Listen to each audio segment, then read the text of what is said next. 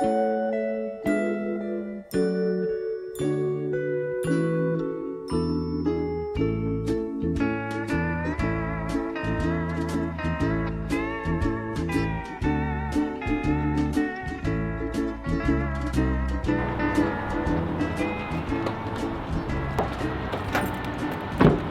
راجل بشقى وبتعب كل يوم وبرجع من الشغل متأخر.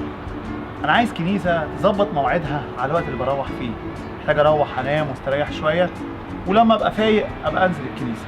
ابقى تعالى في الوقت اللي يناسبك، أو أقول لك لما تبقى توصل الكنيسة نبتدي الاجتماع عشان ما يفوتكش حاجة. ده فريدي ودي آن، ولاد طبيعيين زي أي ولاد.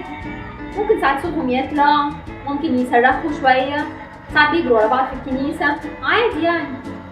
الغريبة بقى إنه الناس في الكنيسة تبصلنا وهي متضايقة ومكشرة وكأنه إزعاج. ده أنا كنت بجري هذا أنا بتبصي لي زي ماما بيبصوا ولا إيه؟ أنا كنت لا بسيطة، لما الأولاد يصرخوا نقول للقسيس يوقف كلامه، والناس اللي بتتضايق ممكن حتى تطلع بره ونبقى نكمل لما الأولاد يهدوا. فلوس طبعا موضوع مهم، بس اشتراكات يعني وعشور يعني لما بفتكر مش تقدر تقول يعني ملتزم. بس اهم حاجه نعرف كل مليم بيخش صندوق الكنيسه، كل حاجه بتتصرف دي فلوس ناس. لا، وممكن كمان نخلي حساب الكنيسة اونلاين، وكل يوم الصبح تدخل تشيك عليه زاد كام ونقص كام وتصرف في ايه. أنا لما بحب أروح الكنيسة بحب أقعد في الصفوف الأولانية، ولازم يكون في مروحة، ويا سلام لو في تكييف.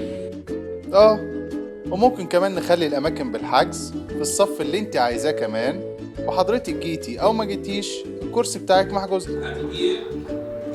اخلص. ها يا ابني شوت فين انت؟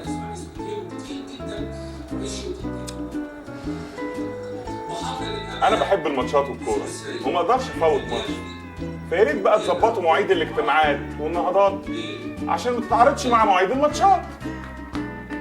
ويا ريت كمان للمسلسلات. لا مفيش مشكلة، يبقى هاتوا لنا جدول المباريات وجدول المسلسلات، واحنا هنعيد ترتيب كل الاجتماعات والنهضات عشان ما يفوتكوش أي حاجة. الجسد ما ينفعش يكون عضو واحد، عشان كده أنا وإنت ما ينفعش نبقى مركز الكنيسة.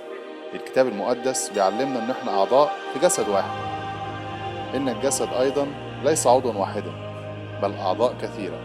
إحنا أعضاء في جسد واحد، والكل عضو دوره يعمله فيسند ويعضد الجسد كله، فتحيا الكنيسة اللي مركزها يسوع.